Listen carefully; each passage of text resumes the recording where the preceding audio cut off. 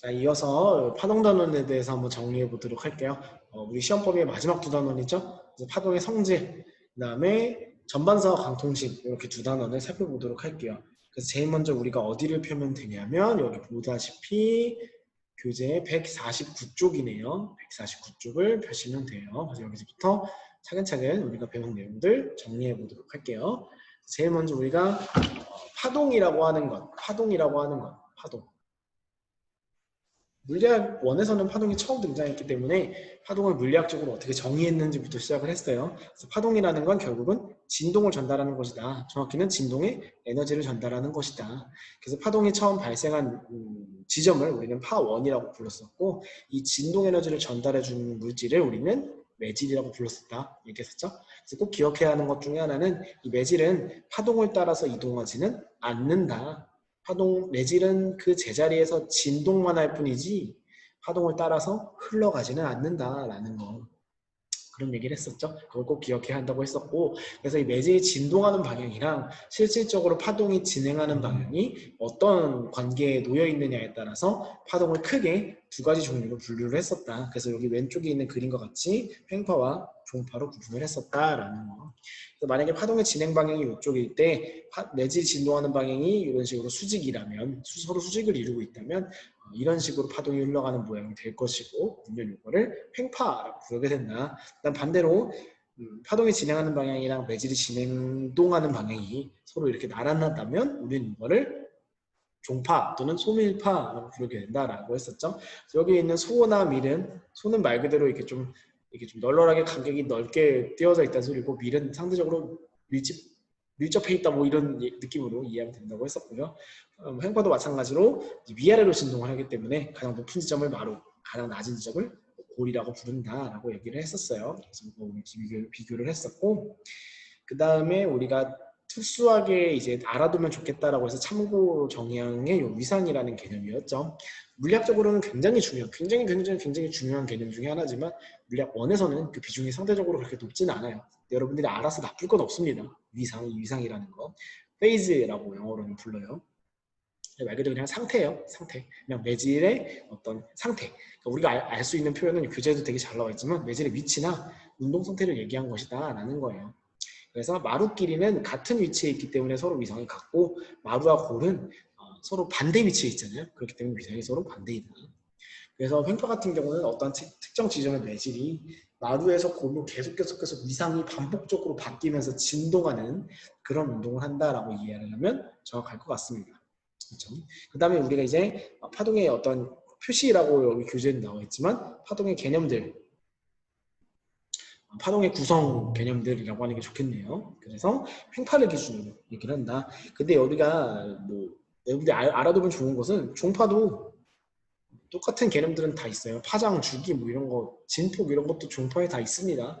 단지 이제 진동 방향의 진행 방향과 나란하기 때문에 횡파랑은 구분하기가 좀 횡파처럼 쉽게 구분하기가 힘들어서 그냥 그래서 넣지 않은 거지. 종파도 이런 물리량들은 다 가져요. 근데 어차피 종파에서 그런 것들을 살펴보는 거나 횡파에서 이런 것들을 살펴보는 거나 물리적으로 그렇게 의미가 차이가 없기 때문에 그럴 거면 그냥 좀 더 쉬운, 좀 더 우리가 직관적으로 알기 쉬운 횡파로 보는 게 좋지 않겠냐 해서 횡파 그림을 실어 놓은 거지, 종파는 이런 게 없는 건 아니에요. 그거는 뭐 참고로 알아두세요. 그래서 우리는 횡파를 기준으로 한다. 그래서 보다시피 여기 나와 있죠. 진동 중심에서 가장 멀리 이동한 지점까지의 거리를 진폭이라 한다. 그냥 쉽게 얘기하면 진동의 폭이다. 진동이 얼마나 깊은 폭으로 일어나냐. 횡파 같은 경우는 수직으로 진동하기 때문에 수직으로 얼마나 깊이 일어나느냐가 되겠죠.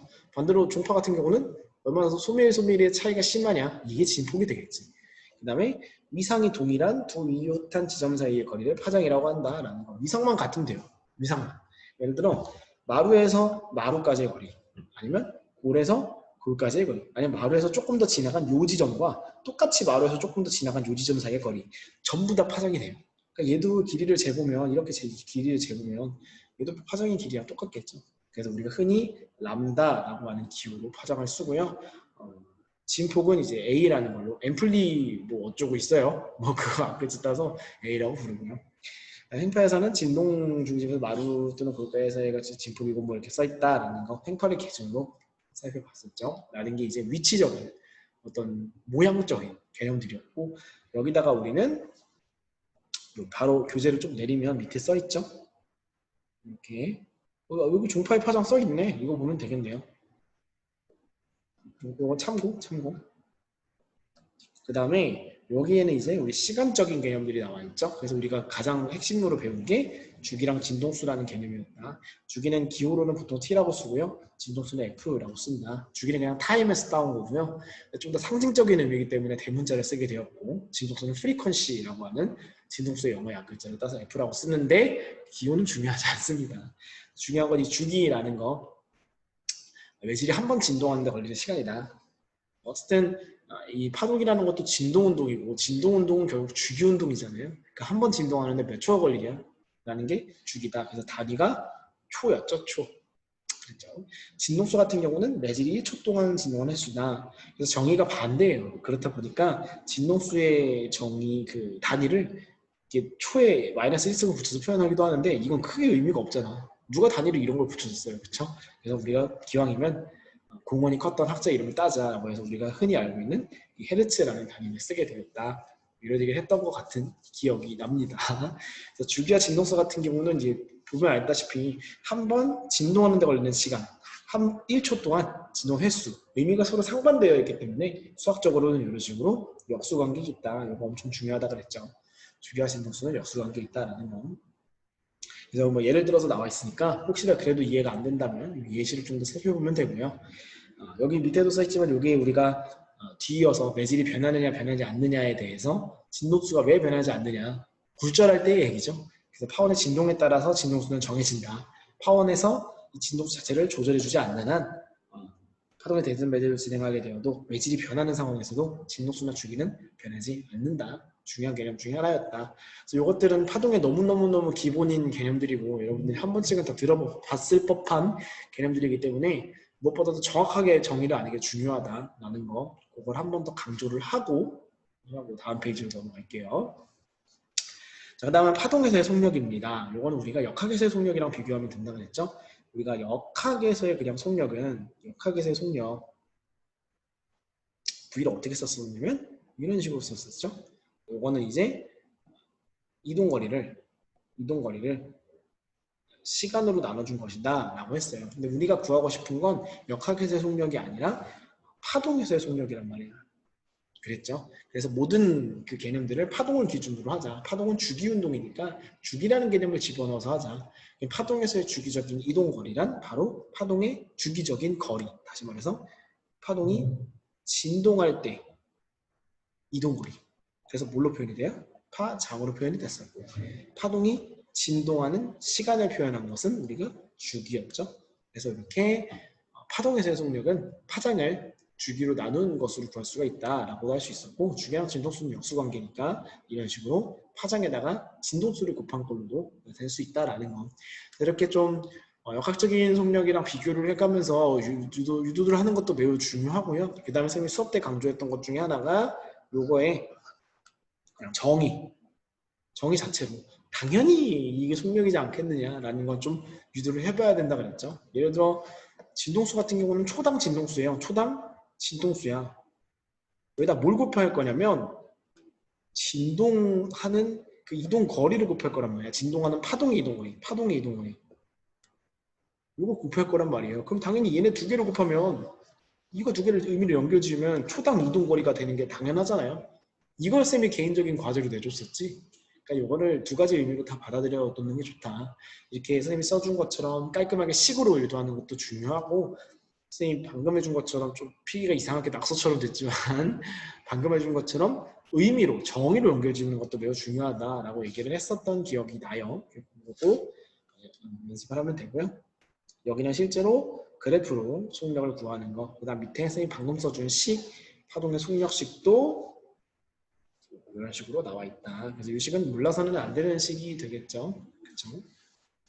그런 얘기도 했었고요. 그 다음에 밑에는 이제 예제 문제 나와 있는데 이거 문제가 꽤 괜찮아요. 이거 한번 풀어보세요. 올해 9월이었나 6월인가 이거랑 비슷한 문제가 앞번호 문제로 나왔었어요.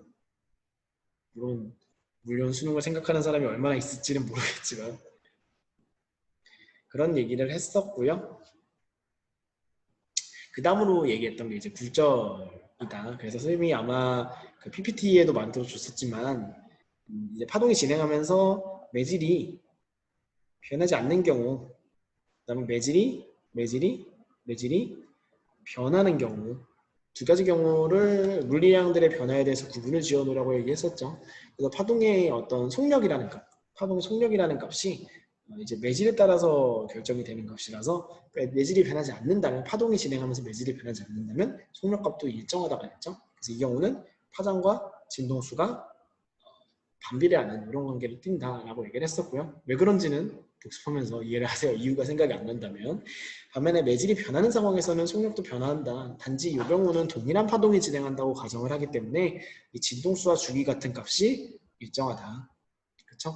파원에서 조작이 없다고 가정을 한다면, 그래서 이 경우에는 속력과 파장이 서로 비례하는 관계를 지닌다. 속력이 빠른 매질 쪽에서 파장이 더 길고요. 속력이 느린 매질 쪽에서 파장이 더 짧다. 그래서 밑에 있는 이 두 그림을 비교를 해보면 실제로 깊은 물에서의 속력이 빠르고 얕은 물에서의 속력이 느리거든요. 물결파의 경우에는. 그래서 깊은 물에서의 파장이랑 얕은 물에서의 파장을 비교해보면 속력이 빠른 쪽의 파장이 좀 더 길게 되죠. 그래서 그거를 살펴보면 되고요.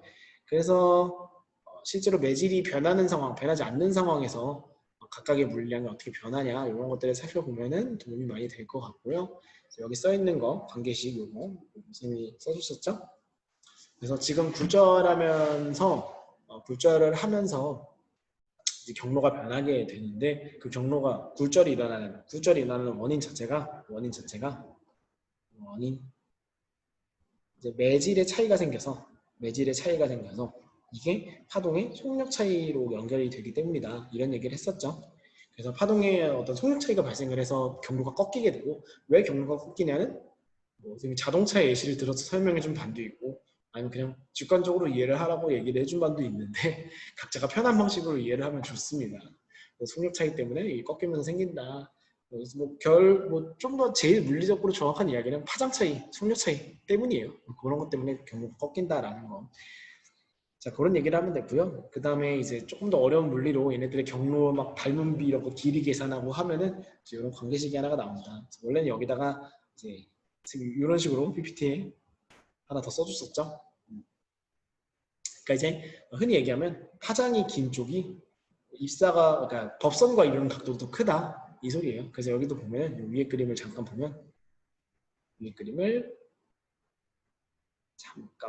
보면 필기를 지워야겠네. 그래서 여기를 보면 이쪽의 속도가 빠르고 이쪽의 속도가 느린 매질이라고 했잖아요. 깊은 물, 얕은 물. 그렇죠? 그래서 속도가 큰 쪽이 파장도 길고요. 속도가 느린 쪽이 파장도 짧고요. 속도가 빠른 쪽이 법선과 이루는 각도도 더 크고요. 속도가 느린 쪽이 법선과 이루는 각도도 더 작다라고 생각하면 뭐 광선이나 파동의 경로를 그리는데 훨씬 큰 도움이 된다. 이런 얘기를 했었어요. 그래서 이거는 뭐 개인의 취사 선택입니다. 편한 사람들은 쓰시고요. 아니면 다른 본인만의 방식으로 연습하시면 되고요. 그렇죠?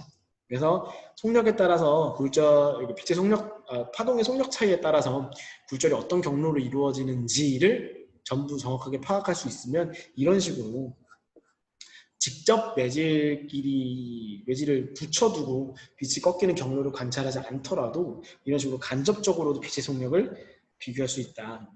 빛도 어쨌든 파동이니까 똑같은 성질을 갖는다고 했었죠. 예를 들어 이런 식으로 공기랑 물, 공기랑 유리, 공기랑 다이아몬드가 연결된 이런 상황에서도 얼마나 덜 꺾이고 더 꺾이냐. 더 꺾인다는 얘기는 이 두 매질 사이의 속력의 차가 더 크다는 얘기고, 그러면 덜 꺾인 곳과 더 꺾인 곳, 그러니까 물과 다이아몬드를 비교를 해보면 다이아몬드가 더 많이 꺾였잖아요. 입사각과 굴절각 차이가 크잖아. 그 말은 공기와 다이아몬드의 속력 차이도 더 크다는 얘기다. 상대적으로 공기와 물 사이의 속력 차이는 더 작은 거고요. 다시 말해 공기에 비해서 물이나 다이아몬드의 속력이 느릴 텐데 그 차이가 크다는 얘기는 다이아몬드의 속력이 그만큼, 다이아몬드 안에서의 빛의 속력이 그만큼 느리다는 소리랑 같다. 그래서 이런 식으로 간접적으로 매질의 어떤 빛의 속력을 비교할 수도 있다라는 거, 그거를 꼭 기억을 해두자라고 얘기했었어요. 그런 얘기를 했었고요. 그래서 제일 중요한 것 중에 하나가 요 예시. 파동 같은 경우는 예시도 굉장히 중요하다고 얘기했었어요. 그래서 뭐 이런 식으로 수심이 얕아 보이는 까닭, 그다음 신기루가 보이는 원리 이런 것들을 실제로 빛의 경로를 그려서 왜 이런 현상이 발생하는지를 정말로 명쾌하게 설명할 수 있어야 한다라고 얘기를 했었어요.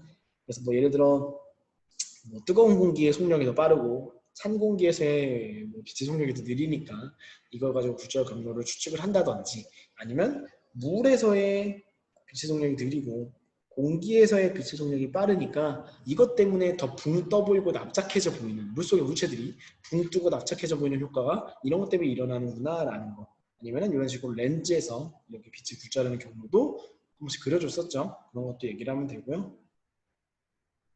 그 다음에 선생님 PPT에 실어주는 게 이 3번 정답이었죠. 낱말은 새가 듣고 반말은 쥐가 듣는다. 신기루랑 굉장히 유사해요. 여러분들이 신기루를 설명할 줄 안다면 아마 이 속담도 설명할 수 있을 것 같아요. 신기루는 이제 빛의 굴절을 얘기를 한 거고 이 속담 같은 경우는 소리의 굴절을 얘기를 한 건데 둘 다 온도가 높을수록 속도가 빨라요. 그거 가지고 생각을 해보면 왜 낮에는 새가 소리를 듣기가 쉽다고 하는 거고 왜 밤에는 쥐가 소리를 듣기가 쉽다고 하는 건지도 이해할 수 있을 거예요. 이거 같은 경우는 이제 내용을 어렵게 만들면 사실 한없이 어렵게 만들 수 있어요. 그래서 여러분들이 이 단원을 준비할 때는 좀 더 여러 가지 매질사에서 간접적으로 굴절률을 비교를 하는 것, 여러 가지 매질 사이에서 간접적으로 파장과 속력을 비교를 하는 연습을 지속적으로 하는 걸 권장을 합니다. 할 수 있겠죠? 그런 거고요. 그다음 우리 시험 범위의 마지막 단원이에요. 전반사와 관통신. 그래서 요거는 순서를 조금 바꿔서 얘기를 해볼게요. 요거는 어디를 피냐면 156페이지를 같이 펴시고요. 수업 순서와는 다르게 정리를 할 때는 굴절률 먼저 할게요. 굴절률. 굴절률이라는 개념이 새로 추가가 됐었어요. 그래서 우리가 흔히 이런 식으로 굴절률을 보통 n이라고 쓰고 진공에서의 속력의 비와 속력과 매질 안에서의 속력의 비를 이런 식으로 표현을 한 게 굴절률이다. 그래서 매질 안에서 속력이 느리면 느려질수록 굴절률이 더 큰 매질이라고 한다라는 거. 그래서 우리가 앞서서 매질이 달라질 때 매질이 다른 상황에서 속도가 클수록 파장도 길고 뭐 이런 관계를 얘기했었잖아요. 근데 요거 같은 경우는 굴절률은 어쨌든 속도에 반비례하기 때문에 뭐 속도가 크고 파장이 긴 매질일수록 굴절률은 더 작은 매질이다. 그러니까 우리가 앞에서 봤던 관계식을 전부 다 뒤집으면 그게 굴절률 관계가 돼요. 그 상황을 이해를 하면 되고 그래서 우리가 앞서서 봤던 이런 사례 서로 다른 매질에서 빛이 굴절하는 경로만 보고 있어도 어차피 속력과 파장값은 우리는 이미 비교할 수 있었던 거잖아요. 어느 쪽에 속력이 크고 파장이 긴지 그것처럼 어느 매질의 굴절률이 더 크고 작은지도 이 그림 가지고 설명이 가능하다라는 거 이거를 이해하면 돼요. 그래서 이거는 그렇게 정리를 하면 되고 그래서 우리가 특수한 상황에서는 이 굴절률의 차이가 생기는 상황에서는 아주 특별한 일이 생길 수도 있다라는 거 그래서 이런 상황들 빨간색이 있으니까 다른 색깔로 할게요. 이런 상황들 쉽게 말하면 입사각이 굴절각보다 작은 경우죠. 입사각이 굴절각보다 작다라는 얘기는 입사각 쪽에 입사 매질 쪽의 빛의 속력이랑 굴절 매질 쪽의 빛의 속도를 비교를 하면 입사 매질 쪽의 빛의 속력이 더 느린 경우. 다시 말해 입사 매질 쪽의 굴절률이 더 크고 굴절 매질 쪽의 굴절률이 더 작은 경우에 이제 이런 일이 생긴다. 왜냐하면 입사각이 커지면 굴절각도 같이 커져야 돼요. 세트야. 이 굴절각 이 입사각 이렇게 되잖아요. 입사각 굴절각은 세트로 커지고 세트로 작아진다고. 이게 그 입사각을 점점 키워주면 굴절각도 같이 커지게 되는데 지금 상황은 굴절각이 입사각보다 큰 상황이라고 했잖아요. 입사각을 키워주면 굴절각이 점점점 커지다가 지금 요 순간 여기 지금 광선이 안 그려져 있지만 지금 이런 식으로 표면을 따라서 가는 이런 꼴이 되어버리는 거잖아요. 아주 이상적인 상황에서는 그렇죠. 그래서 이런 상황에 먼저 굴절각이 먼저 도달을 하게 된다. 그래서 이때 딱 굴절각이 90도가 되는 그때의 입사각을 우리가 임계각이라고 부른다라고 얘기를 했었죠. 여기서 입사각을 더 키워주면 이론상으로는 수학적으로 계산을 하면 굴절 90도가 더 커지는 일이 일어나지만 실제로 그런 일이 일어날 수 없다. 어떤 일이 생기냐면 굴절광이 전부 다 사라지고 전부 다 이런 식으로 반사가 되는 이런 상황이 생긴다. 그래서 이걸 우리가 전반사라는 현상으로 부르겠다라고 얘기를 했었죠. 그래서 우리가 알아둬야 할 것 중에 제일 중요한 거는 이런 식으로 전반사의 발생 조건이었다. 그래서 빛의 속력이 느린 매질에서 빛의 속력이 빠른 매질로 진행해야 한다. 다시 말해 빛의 파장이 짧은 매질에서 빛의 파장이 긴 매질로 진행해야 한다. 다시 말해서 빛의 굴절률이 큰 매질에서 빛의 굴절률이 작은 매질로 진행해야 한다. 다시 말해서 미한 매질에서 소한 매질로 진행해야 한다. 전부 다 같은 뜻이에요. 연결되기를 바랍니다. 일단 요 조건만 만족한다고 다 전반사 되는 건 아니고 이런 환경에서 입사하기 어때야 한다? 임기각보다는 커야 한다라는 거. 그래서 이 두 가지 조건은 반드시 숙지하고 있어야 한다. 그럼 이제 응용 버전은 어떻게 연결 지을 수 있겠어요? 앞에서 얘기했던 서로 다른 복합 매질에서 우리가 여러 가지 물리량들을 비교할 줄 알아야 된다고 했잖아요. 3개 이상의 매질이 연결되어 있을 때 어떤 특정 두 매질 사이에서 전반사가 일어날 수 있느냐, 이런 것들까지 이 조건을 가지고 비교를 할 수 있으면 좀 더 한 단계 응용을 해서 생각할 수 있구나라고 자가 진단할 수 있는 거겠지. 지금 무슨 말 하려는지 알겠죠? 개인이 보완할 얘기입니다. 그래서 이런 식으로 굴절률과 전반사에 대해서 정리를 했고요. 그 다음에 이제 살펴봤던 게 광통신이죠. 광섬유 이런 식으로 생겼고요. 조금 더 자세히 파보면 이런 식으로 코어와 클레딩의 이중 구조로 이루어져 있다. 그래서 광섬유에서 정보가 전달되는 핵심 원리는 전반사, 어디까지나 전반사이고요. 이 안에서 빛이 계속 튕기면서 정보의 손실이 최소화되도록 정보를 전달하는 방식이다. 어쨌든 전반사가 일어나야 하기 때문에 코어와 클레딩의 물리량을 비교할 수 있어야 한다. 그렇죠. 코어에서 클레딩으로 가면서 전반사가 일어나야 돼요. 맞죠? 빛의 속력은 어디가 더 빠르고 어디가 느려야 돼? 코어 쪽이 느리고 클레딩 쪽이 빨라야 되고, 파장을 비교하면 코어 쪽의 빛의 파장이 클레딩의 빛의 파장보다는 짧아야 되고, 동일한 단색광이라면 굴절률을 비교하면 코어 쪽이 크고 클레딩 쪽이 작아야 돼요. 이거 그냥 눈 감고도 그릴 수 있겠죠? 표시할 수 있겠죠? 그렇죠? 그래서 흔히 기출문제에서 많이 나오는 게 어떤 복합 매질을 딱 주고 어떤 이웃하지 않은 두 매질의 굴절률을 비교하게 만든 다음에 얘네 둘 가지고 우리가 광섬유를 만들 거야. 그럼 너는 어느 걸 코어로 쓸래? 이런 식의 질문들을 기출문제에서 많이 해요. 그러니까 계속 모든 내용들이 연결이 지어지는 거지. 그러니까 이런 거 코어와 클레딩 사이에서 전반사가 일어난다라는 거 조건으로 이런 것들도 충분히 연습이 된다면 좋을 것 같습니다. 라는 거. 그래서 덧붙여서 알면 좋은 것들이 이 다음 페이지에 있는 여기 이제 장점들이죠. 장점들. 근데 뭐 이건 너무 상식적인 내용들이라 그냥 요 구리도선과 비교할 줄만 알면 돼요. 그래서 구리도선은 열 손실이 크다. 열 에너지로 인한 신호 손실이 크고 그 다음에 전파의 간섭이 심하고요.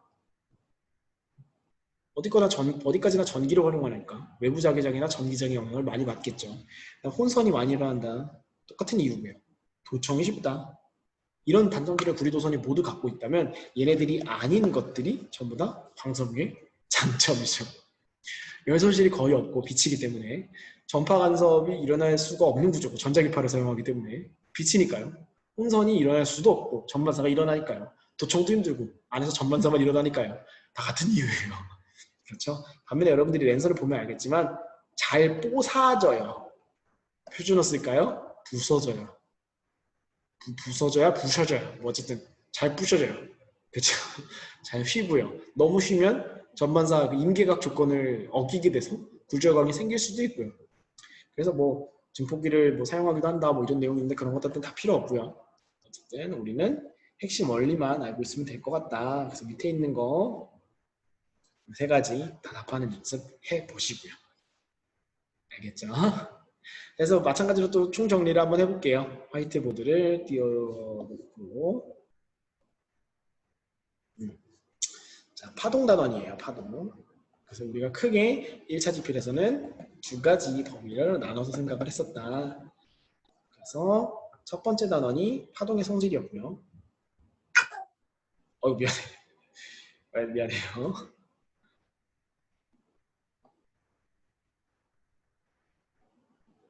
편집을 안 할 거라. 가지고 좀 끄고 두 번째는 전반사 공통심.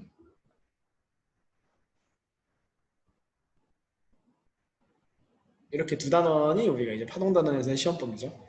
파동의 성질 같은 경우는 이제 파동이라는 게 무엇이냐? 파동의 정의. 그렇죠? 그래서 뭐 파원이라는 게 있었고, 그다음에 매질이라는 걸 필요로 한다라는 거. 그래서 매질은 뭐 따라서 이동하지 않고 제자리에서 진동만 한다. 그래서 매질의 진동 방향이랑 이 파동의 진동 방향을 가지고 파동의 종류를 나눴었죠. 그래서 뭐 종파나 횡파 이렇게 나눴었고, 여기서 뻗어져 나오는 기본 개념들 정리를 했었죠. 파장, 진동수, 주기, 진폭, 뭐 속력 이런 것들, 그렇죠? 그런 것들 기본 개념을 정리를 했었고요. 그렇죠? 그 다음에 이제 파동이 진행하면서 매질이 변하는 상황, 매질이 변하는 여부에 따라서 변하지 않는 상황과 변하는 상황에서 변하지 않는 상황에서는 속력이 일정하다라고 했었어요. 그렇죠? 그렇기 때문에 파종과 진동수가 서로 반비례한다라고 얘기를 했었고요. 그 다음에 매질이 변하는 상황에서는 진동수와 주기가 일정하다. 그런 얘기를 했었죠. 그렇다 보니 매질 안에서의 파동의 속력이 빠를수록 파동의 파장이 길어진다. 이런 얘기를 했었어요. 기억이 납니까? 그래서 이걸 가지고 우리가 굴절이라는 현상이 일어난다. 굴절. 그렇죠? 굴절이 난다는 건 매질이 변했다는 얘기고, 매질이 변했다는 건 이제 매질의 경계면에서 파동의 속력이 변한다는 얘기다. 그래서 경로가 꺾이는 현상이 일어난다. 그래서 굴절하는 경우에는 이 관계식을 알아두면 좋다고 그랬어요. 어떤 각도의 비, 법선과 이루는 각도입니다. 법선과 이루는 각도. 이게 어디에 비례하냐면 매질 사이에서의 속도비에 비례를 하고요. 매질 사이의 속도비는 매질 사이의 어떤 파장비 같다. 뭐 이것만 알고 있어도 광선을 그리는 데는 크게 지장이 없죠. 크게 지장이 없다. 그래서 이거 가지고 기억을 하고 면 된다. 그래서 빛 같은 경우도 마찬가지 현상으로 우리가 이해할 수 있다. 그래서 여러 가지 복합 매질, 복합 매질, 복합 매질, 복합 매질에서 서로의 굴절률과 굴절률은 아직 안 나왔죠. 서로의 이런 파동, 뭐 속력이나 파장, 뭐 이런 각도, 굴절각 이런 것들을 비교할 수가 있겠느냐, 그런 것도 생각을 해보자고 얘기했었어요. 복합 매질을 연습하는 방법은 그냥 교재에 있는 그림들로도 충분하니까 꼭 연습을 해보길 바라고요. 그 다음에 두 번째 단원으로 넘어오면 우리가 첫 번째로 굴절률이라는 걸 정의를 했었다. 굴절률은 얼마나 이제 매질이 굴절을 잘 시키느냐 그 정도를 나타냈던 거고, 우리가 정의로는 이런 식으로 속도비로 표현을 한다.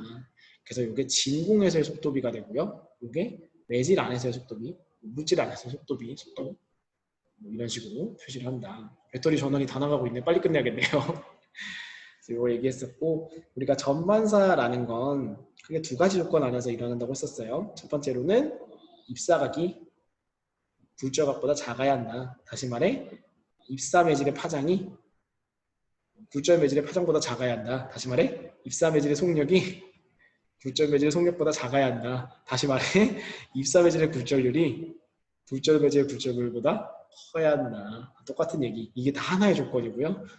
하나의 조건. 두 번째 조건은 입사각이 뭐보다 커야 한다?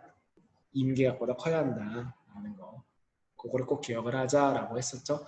이것도 마찬가지로 북한 매질 안에서 두 매질을 갖다가 놨을 때 전반사가 일어나고 일어나지 않을 수 있는 그런 상황을 예측을 잘할 수 있어야 한다. 그걸 중점으로 연습해라 라고 얘기했었고요.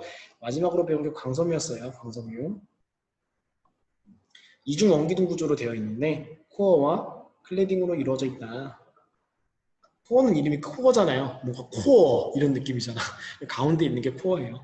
그래서 코어를 우리가 보통 굴절률이 큰 매질을 쓰고 클레딩을 굴절률이 작은 매질을 쓴다. 그래야 이렇게 입사할 때 전반사가 일어나면서 신호를 전달한다.